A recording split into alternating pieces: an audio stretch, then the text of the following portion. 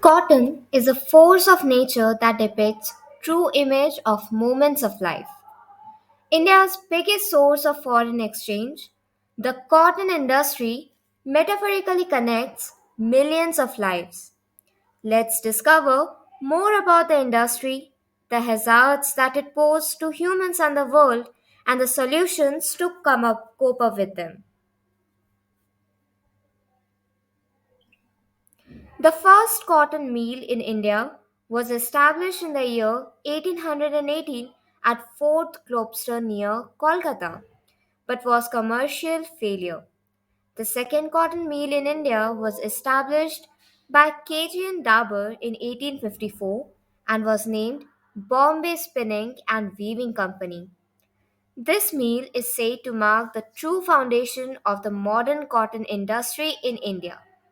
In Ahmedabad, also referred as the Manchester of India, the opening of Shahpur Mill in 1861 and Calico Mill in 1863 marked the city's spectacular rise as one of the world's prime cotton manufacturing locals. India is the world's largest cotton producer, accounting for 38% of global cotton acreage and 23% of global cotton production. It is also the second largest exporter and the second largest consumer. Within the country, the Maharashtra has the highest area under cultivation at 41.2 lakh hectare, followed by Gujarat at 27.1 lakh hectare and Telangana at 17.9 lakh hectare. At present, cotton textile industry is largest organized modern industry of India. There has been a phenomenal growth of this industry during the last 4 decades. About 16% of the industrial capital and over 20% of the industrial labor of the country is engaged in this industry. The total employment in this industry is well over 15 million workers. Although cotton textile mills are located in over 80 towns and cities of India, its larger concentration is found in Maharashtra, Gujarat, West Bengal, and Uttar Pradesh. Production: India is the largest producer of cotton globally. It is a crop that holds significant importance for the Indian economy and the livelihood of the Indian cotton farmers. Cotton grows over 11.7 million hectares in India compared to 31.2 million hectares globally.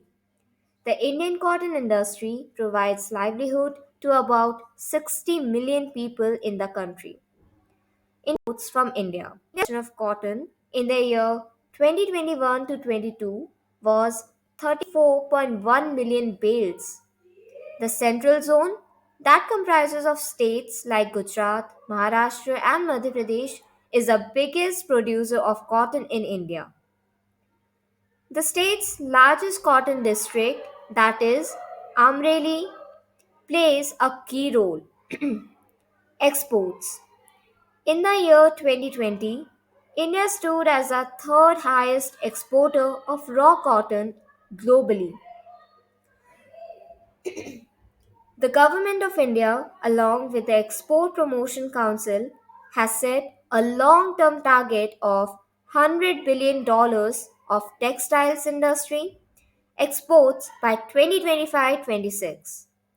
In the year 2021 and 22, India exported cotton to over 159 countries throughout the world. Bangladesh, China, and Vietnam were India's major cotton importers between April of 2021 to February of 2022. Collectively, these three nations accounted for 60% of India's total exports. Despite COVID-19 pandemic, the export of cotton and cotton yarn from India has not stopped. China is the second largest importer of cotton from India after Bangladesh, together accounting for over 80% of the cotton imports from India. Environmental impact. Global warming. Carbon emissions from cotton production amount to around 220 million metric tons yearly. Regular cotton uses a considerable amount of synthetic fertilizers which release nitrous oxide into the atmosphere. Nitrous oxide is a powerful greenhouse gas that is 310 times more potent than carbon dioxide. Water consumption. Cotton is a water intensive crop and in manufacturing. About 2,700 liters of water are needed. That is enough drinking water for an individual for 2.5 years. Dyed cotton fabrics look great, but dyeing fabrics consume about 5 trillion liters of water every year worldwide. About 20,000 liters of water is needed to produce 1 kilogram of cotton fiber. The World Economic Forum stated that water scarcity is one of the 10 most top 10 problems the world may face in the next 10 years. According to a report by the Soil Association, two-thirds of the world population may have to endure water shortages. Soil degradation and erosion. It is a high risk of topsoil erosion as tree cover is absent on these farms. Erosions can lead to sediment buildup to a dangerous level to aquatic life. Research has proven that high sedimentation in streams and rivers can reduce the density of marine organisms like invertebrates and fish. It can also cause water temperatures to rise and reduce its oxygen. Solutions. If the world switched to organic cotton, we could reduce the global warming potential of cotton by 46%. There could also be 70% less acidification and 26% less eutrophication potential.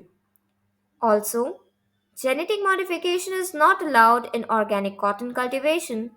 This makes it safer for workers and the consumers. Growing cotton organically involves practices like crop rotation, biological pest control, and water conservation. Organic cotton consumes fewer chemicals and resources compared to regular cotton. It uses 62% less energy and 88% less water. It does not strain rivers and seas as 80% of organic cotton is rain fed.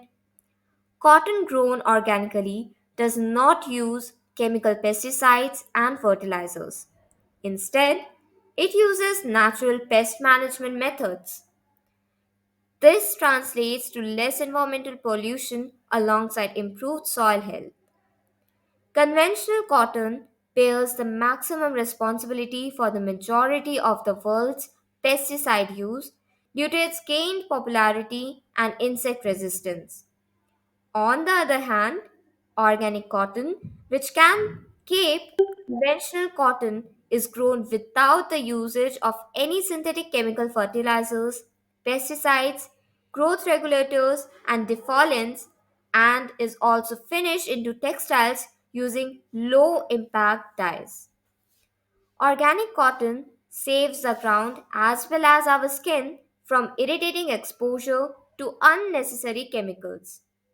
It is for sure that any product made from cotton can be made slightly better with organic cotton. Organic cotton is grown using methods and materials that have a very minimum impact on the environment and also helps to build biologically diverse agriculture. Organic cotton has provided significant price premiums for growers willing to meet many challenges inherent in its production without the aid of conventional pesticides and commercial fertilizers. This will definitely fetch quantum jumps in prices in future too. That's all for the solutions. Thank you.